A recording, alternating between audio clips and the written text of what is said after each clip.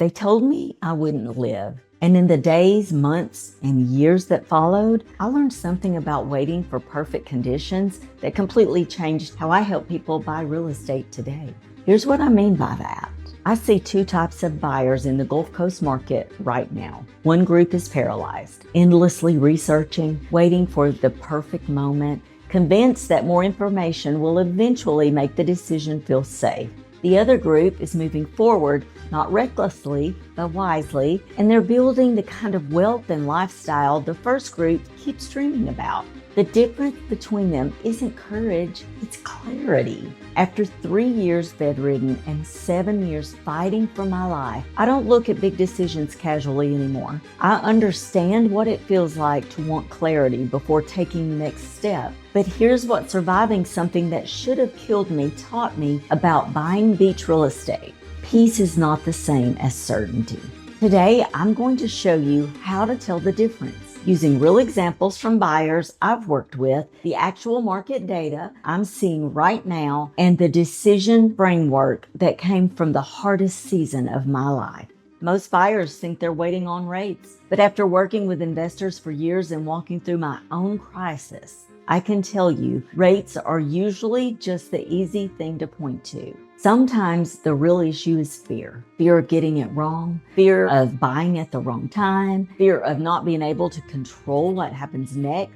And I get that. I understand that deeply. Dan Ariely, author of Predictably Irrational, found something fascinating. When people face uncertainty, they create what he calls justifiable delays. Rational sounding reasons to postpone decisions that are really just emotional protection mechanisms. We wait not because the data isn't there, but because we're scared of regret.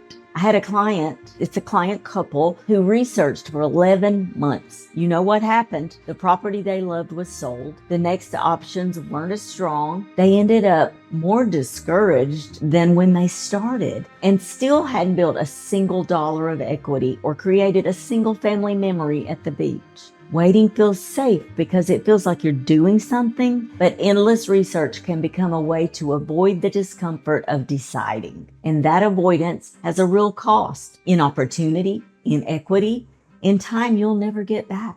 I learned this lesson the hard way. When your life gets interrupted the way mine was, you stop waiting for perfect conditions because you realize they don't exist. After you've lived through real crisis, you learn the difference between something being truly dangerous and something simply needing to be understood. You also learn not to let panic make decisions for you. They literally told me I would not live. I had to rebuild from a place where everything felt shattered. I didn't get to wait for my health to feel perfect, my finances to feel stable, or my emotions to feel ready. Some of the most meaningful things in my life came out of seasons I would never have picked, and they certainly did not begin under perfect conditions. I was bedridden for 3 years, fighting for my life for 7, and here's what that taught me. Peace is not the absence of uncertainty. Peace comes from facing reality honestly, asking hard questions, seeking wisdom, and taking the next right step when it's time, even when every variable isn't solved. If you wait for every condition to feel perfect, you may wait forever. The goal is not perfection. The goal is a sound decision. And I let go of so much perfectionism in my life. The result has been incredible peace and just such a more settled, calm, beautiful life. Here's what people miss about waiting for a crash or waiting for perfect conditions. Waiting is not neutral. It has a cost too. Everyone talks about the cost of buying now, but nobody talks about the hidden costs of waiting. A 2023 study by the National Association of Realtors found that buyers who waited for the perfect moment to purchase in high-demand vacation markets lost an average of $47,000 in equity appreciation over just 18 months, not because they bought poorly, but because they didn't buy at all while property values continued climbing. I've had clients wait because they thought they could time it better. They thought conditions would get cleaner, easier, more obvious. And sometimes what happens is the property they loved sold, or the next options were not as strong, or they simply ended up more discouraged and more stuck than ever. There are 3 hidden costs of waiting that nobody talks about. First, the equity cost. Every month you wait, someone else is building equity in the property you're researching. Second, the memory cost. You can't get back the summers your kids could have spent at the beach or the family gatherings that didn't happen. Third, the psychological cost. The longer you stay in analysis mode, the more paralyzed you become. It's like a muscle that atrophies. Sometimes waiting is exactly the right move, but sometimes it becomes a way to avoid the discomfort of deciding. And after what I've been through, I can tell you, life does not wait for us to feel ready. Some of the most defining moments of my life came without permission, without perfect timing. Some of the most beautiful things God has built in me and through me came after everything felt shattered. That's exactly why I wrote Beautiful Pieces, a story of hope when all hope is shattered, because I know what it is to watch life break apart and then see God make something beautiful out of it. One of the biggest things I help people do is separate legitimate reasons to wait from fear dressed up as a strategy. Here's how to tell the difference. A legitimate reason to wait is usually specific and grounded. The finances may not be there yet. The goals may not be clear. The time horizon may not be right. The property itself may have too many unanswered questions. Fear, on the other hand, tends to keep moving. It often sounds like hesitation, even after everything checks out.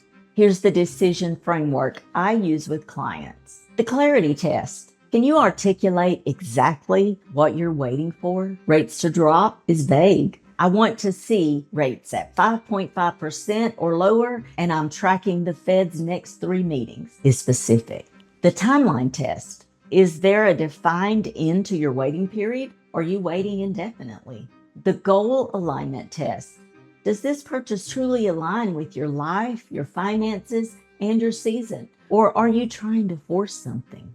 I've told buyers to wait, and they did. And then they were ready a year later, and it became beautiful for them. The waiting is sometimes the right thing, but waiting in fear is never the right thing. When you get clear on the difference, you stop living in endless almost. You make a decision, whether that's moving forward or intentionally choosing to wait with a specific plan. Let me pull back the curtain and show what's actually happening with buyers who are moving forward and what's happening with the ones who stay stuck. According to Coastal Real Estate Analytics Q4 2024 report, Gulf Coast markets like Orange Beach and Gulf Shores saw a 12% year-over-year increase in property values despite elevated interest rates. That increase was driven by limited inventory, strong vacation rental demand, and increasing migration from high-tax states. The market didn't wait for perfect conditions to create wealth for property owners. Here's what I'm seeing.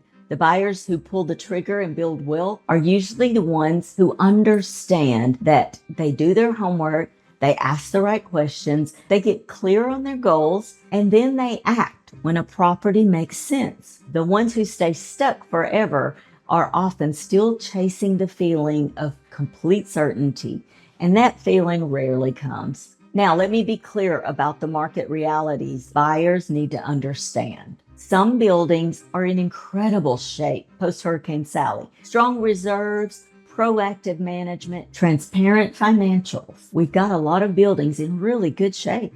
Other buildings are legitimate concerns: thin reserves, deferred maintenance, unclear communication. Insurance is building specific, not market wide. Some properties deserve concern, others are getting caught in the noise when their situation is far more stable. I have particular buildings and complexes that I look at first when I have an investor call me or someone wanting to buy even a vacation home and rent it part-time. There are some that I look at first because I know the numbers are good. I reviewed the documents, I've done the due diligence, I've seen the reserves. I know which associations have done the hard work. The market isn't a monolith. There are incredible opportunities and properties you should walk away from. The difference is doing the work, not waiting for some mythical moment when every risk disappears. If you're someone who's been researching Gulf Coast properties and you're tired of feeling stuck, I want to help you get clarity. Check out the link below where we review your goals, your finances, and the specific properties you're considering, and I'll tell you honestly whether now is the right time or whether you should wait. No pressure. Here's the question I ask every buyer before they pull the trigger, and their answer tells me whether they're ready or whether they need to wait. Are you buying from clarity or from pressure? What I'm trying to determine with clients is not just whether they can buy. I'm trying to determine whether they should buy. Does this purchase truly align with their life, with their finances, their goals, and their season? Or are they buying from clarity or from pressure? Green lights for me are clarity about why they're buying, realistic expectations. They understand the market, the risk, the responsibilities, financial margin. They're not stretching beyond what's wise, and peace. Not perfect certainty, but grounded confidence. Red lights are when somebody is stretching too far financially, trying to make the property solve something deeper in life than real estate can solve, chasing perfection or expecting zero uncertainty, or buying because they feel like they should, or because someone else is pressuring them. Walking through what I've walked through in life taught me to value peace far too much to push someone into a bad decision just to make a sale. That's just not who I am, not even at my very core. I've been given a chance at life, and that has made me very proactive of the people I serve. I want them to buy from a place of confidence, wisdom, and definitely not pressure. If you've been researching for months and still can't pull the trigger, here's what I would say to you. And I'm saying this as someone who knows what it feels like to want guarantees before taking the next step.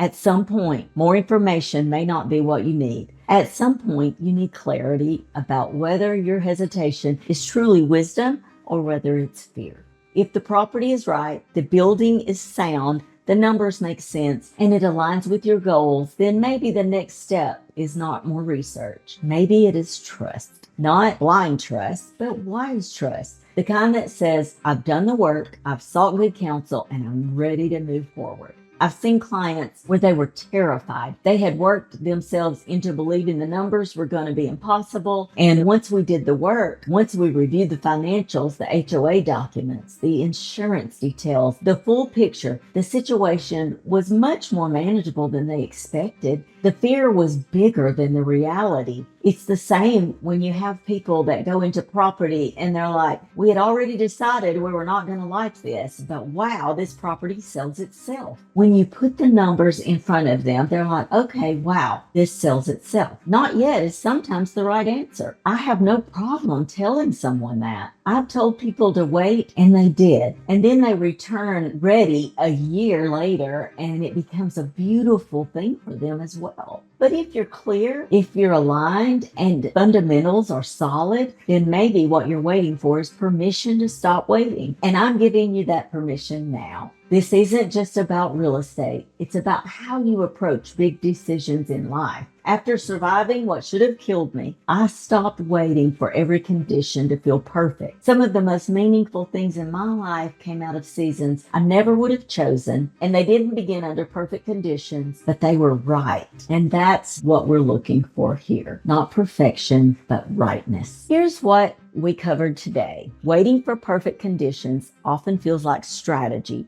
but sometimes it's just fear. The real cost of waiting isn't just financial. It's equity you didn't build, memories you didn't create, and peace you postponed. The buyers who are moving forward aren't fearless. They're clear. They've done the homework, asked the right questions, and made a decision from wisdom, not pressure. And here's what I want you to know. You don't need perfect conditions to make a sound decision. You need clarity. You need honest information. You need someone who understands that this decision is about so much more than a transaction. It's about creating the life you love. Now that you understand why waiting for perfect conditions might be costing you more than you think, the next step is learning how to evaluate whether a specific Gulf Coast property is actually a smart buy. If you want to know more and get clarity on what to look for before making a decision, click the link below so you can move forward with confidence, not fear.